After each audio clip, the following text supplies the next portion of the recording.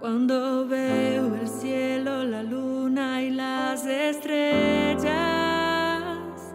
las obras de tus manos y la creación tuya. Podemos obligar a Dios a blindar y proteger nuestras finanzas a través del diezmo. Escucha estas palabras y quédate, porque te voy a dar algunas preguntas para plantear a esas personas que exigen el diezmo a los cristianos. Cuando usted no diezma, Dios no está obligado a proteger lo que tú tienes. Oh, pero cuando tú diezmas, Dios dice, voy a reprender al devorador, voy a reprender al devorador. ¡Arrobas cartera!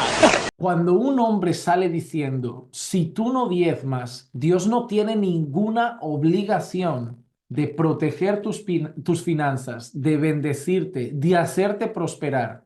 Pero al que diezma, Dios dice, no el profeta, Dios dice, yo reprenderé al devorador.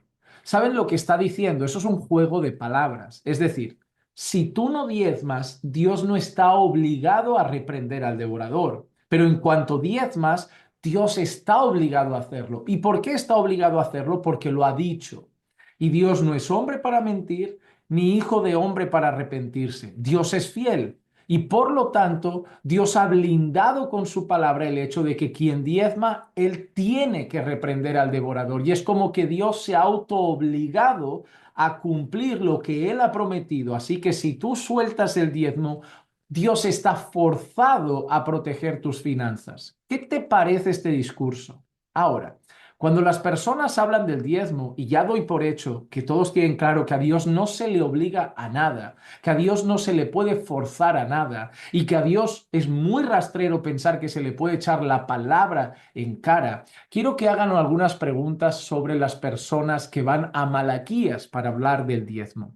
Yo siempre he dicho que el texto de Malaquías es una de las armas predilectas de las personas que quieren exigir el diezmo, porque en el texto de Malaquías ellos juegan con las dos bazas, juegan con el miedo y la codicia.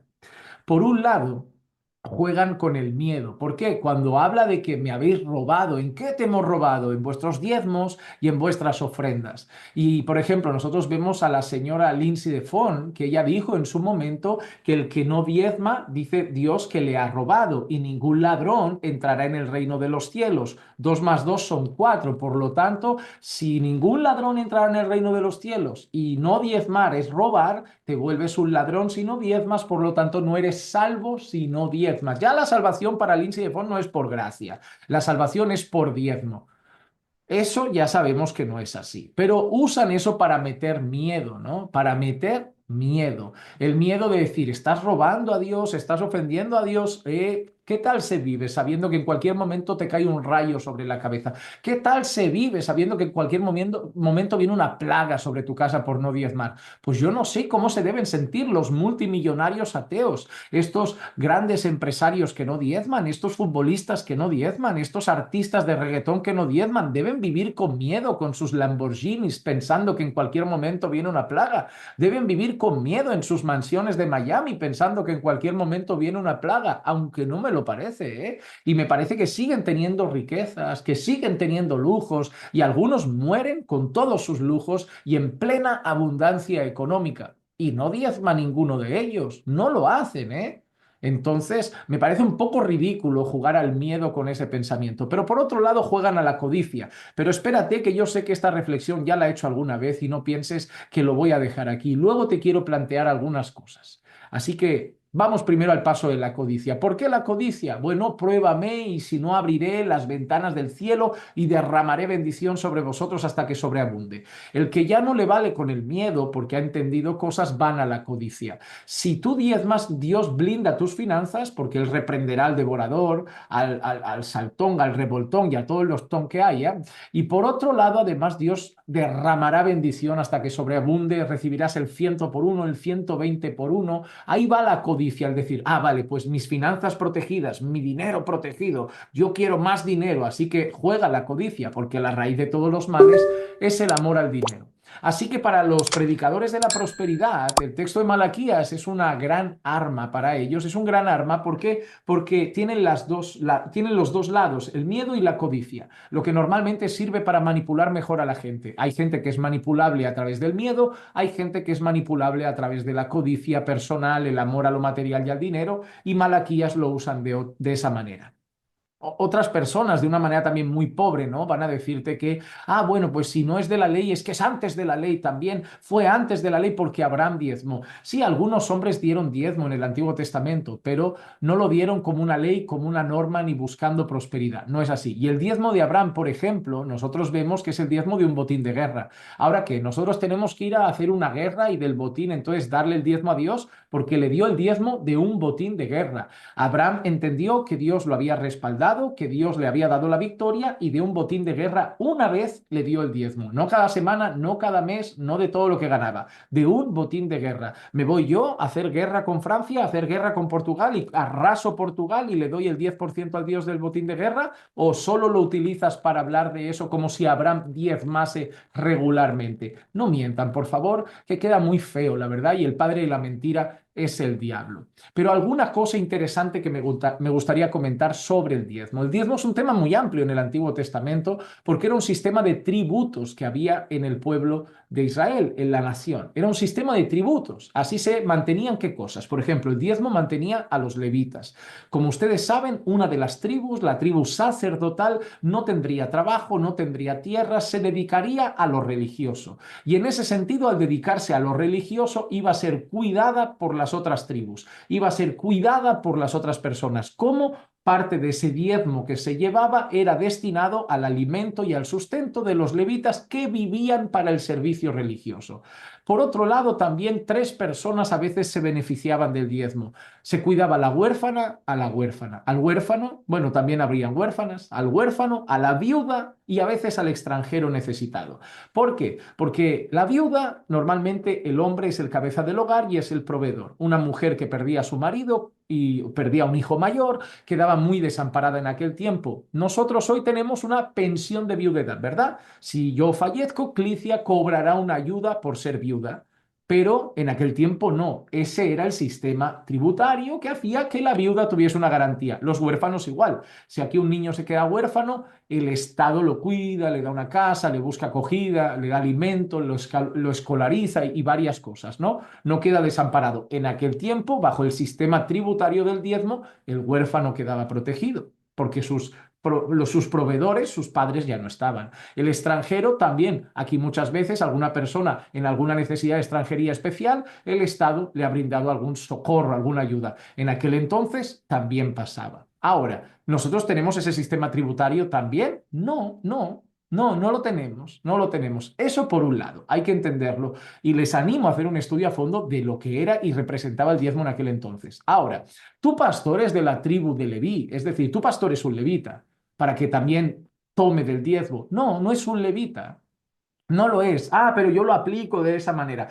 Tu pastor come cerdo, porque ya que quiere aplicarlo del diezmo, yo te pregunto, tu pastor come cerdo, tu pastor come camarón, tu pastor guarda todas las normas de la ley. Cuando alguien peca de algún determinado pecado, tu pastor va y lo apedrea también. Cuando su mujer está en el tiempo de la menstruación, tu pastor también hace rituales de purificación cuando acaban los días de la menstruación de su esposa porque ha estado considerada impura. Tu pastor también evita las cosas que son consideradas impuras y no las toca. Tu pastor también hace rituales de purificación y limpieza antes de sus oraciones, antes de entrar al culto, antes de subir a predicar, o solamente la parte del diezmo, porque yo no sé por qué les interesa exigir solamente la del diezmo y lo otro no sirve para nada. Te van a decir, no, pero es que vino Jesús y las cosas cambiaron. Entonces Jesús vino y cambiaron las cosas, pero lo del dinero no ha cambiado. Me parece que hay un interés muy claro en eso. Por otro lado, también yo les diría algo. ¿Sabían ustedes que muchos de los judíos a día de hoy entienden hasta el diezmo diferente porque ellos han entendido que no tienen levitas entre ellos propiamente, que cuesta encontrar un levita porque se han perdido hasta registros familiares y ya no saben llegar atrás y muchas cosas que han pasado con la nación, las divisiones de las tribus y todo esto que pasó? Entonces, ellos mismos entienden las cosas distintas. Ahora, otra cosa curiosa, cada 7 años, por ejemplo, no se diezmaba, ¿verdad? Cuando pasaba 7 años, una persona de haber estado diezmando, esa persona tenía un año de descanso de diezmo. El séptimo año había un descanso de diezmo. ¿Tu pastor también te dice que cuando llevas 7 años congregando tienes un año de descanso de diezmo? ¿O eso no te lo cuenta? Lo que yo quiero decir es que esas personas suelen utilizar solo lo que les interesa del diezmo, no suelen hablar general del diezmo, no suelen dar todas las enseñanzas del diezmo. Además de eso, el texto habla de traer alimento a mi casa. Oye, ¿por qué lo llama alimento? Porque precisamente de eso comía la viuda, comía el huérfano, comía el extranjero, comía el levita. Por eso dice traed alimento, porque era fruto del ganado y de la cosecha. Yo no creo que a tu pastor le estén llevando al altar una vaca. Yo no creo que a tu pastor le estén llevando al altar, no sé, 1 kilo de arroz, 1 kilo de legumbres, 1 kilo de soja. No lo creo, ¿verdad? En aquel entonces era comida, era alimento. ¿Por qué? Porque sustentaba al levita para que coma él y su familia, la huérfana, la viuda, el huérfano, el extranjero que lo necesitaba y había alimento. Sabemos también que no se trataba de dinero, se trataba precisamente de cosecha o de ganado en ese caso. Entonces, nosotros vemos que tenía que ver con la expresión alimento. Hoy lo reducimos al dinero, lo reducimos al dinero que usualmente ni siquiera se utiliza para la viuda, ni siquiera se utiliza para el huérfano, ni siquiera se utiliza para el extranjero, ni siquiera se utiliza para el levita, porque no lo hay, se utilizan para cosas materiales, se utilizan ¿que tiene algo de malo? No, para eso están las ofrendas, para que avance el reino, para que expandamos el evangelio, para sustentar lo que haga falta. Para eso tenemos ofrendas. Yo no tengo nada en contra, porque la ofrenda la podemos entender en el Nuevo Testamento. La podemos entender. Pablo da muchas enseñanzas de la ofrenda, que cada uno dé conforme Dios lo haya prosperado, que demos de corazón, con alegría, porque Dios ama al dador alegre, que demos en abundancia, porque el Señor muestra claramente que bendice la generosidad. Además de eso, la Biblia nos llama también a tener cuidado del menesteroso. Alguno, mira lo que dice ese hombre, en ese vídeo dice que como que Dios está obligado a proteger tus finanzas si diezmas, pero si no diezmas, Dios no está obligado a protegerte en tus finanzas. Bueno, yo te cito otro pasaje. La Biblia dice que el que da al pobre, cuando él pueda estar mal, el Señor se acordará de él. También quedas protegido entonces si das al pobre. Mira, pastor, yo no voy a dar el diezmo. Ah, entonces Dios no te va a proteger las finanzas. Sí, porque le doy al pobre. Entonces, como le doy al pobre, el Señor se acordará de mí, porque lo dice la Escritura. Ah, bueno, pero el diezmo vale más. Ah, no, no, espabiladito. ¿Por qué? ¿Por qué te interesa tanto eso? ¿No sería más fácil? Ah, porque algunas personas me escuchan decir estas cosas y dicen, ah, entonces vosotros cómo hacéis las cosas, ¿eh? En el templo nuevo, la luz, el agua, el gas, cómo hacéis el sustento de los obreros, cómo hacéis esto, aquello, aquello, aquello, ofrendas. Ve a la iglesia, te invito, te invito. Te invito, durante el culto vas a ver que hay un momento donde dan los anuncios, los hermanos, recuerden, ahí hay una sala para las mamás, si algún bebé se pone inquieto puede ir a esta sala, que tienen además el culto en vivo, hermanos, miren, el martes tenemos estudio de tal, el jueves tenemos esto, el domingo tenemos este culto, y hermanos, ahí tienen el teléfono de contacto de la iglesia para cualquier inquietud, y hermanos, ahí tienen las cajitas de ofrenda para que cada uno dé como propuso en su corazón. Ahí lo dejan. Ah, ¿solo así? Sí. Ya está. Ya está. Vas a ver eso, vas a ver que te dicen, mira, ahí hay una cajita en la entrada, que cada uno dé como propuso en su corazón, recuerden que no es obligatorio, que cada uno dé como disponga el Señor en su corazón. Ahí lo dejas, sí, y el Señor provee. Porque el creyente es generoso, el creyente ama la obra, quiere ver la obra avanzar, pero no hay que hacer chantaje ni meter miedo. Y no, ¿qué queremos? ¿Que den una ofrenda o que den un dinero o que den un diezmo por ganar más? Eso es codicia. O que lo den por miedo, eso es manipulación. Que lo den al Señor de corazón y con alegría, eso es adoración. Y queremos que la ofrenda sea un acto de adoración y que no vayan a dar un diezmo para protegerse a sí mismos por miedo al castigo o que lo vayan a dar como un trueque para recibir más, porque eso de cristianismo tiene muy, muy, muy poco. Pero bueno, que si tú quieres diezmar, oye, hazlo. Hay gente que me dice, pastor, yo quiero diezmar, pero yo sé que ni es por miedo ni por codicia. Lo hago por amor y por generosidad. Vale, dalo. Eso para mí lo entiendo como una ofrenda, ¿no? Ah, pero yo doy el 10%. Bueno, hay gente que ofrenda el 10%, el 12%.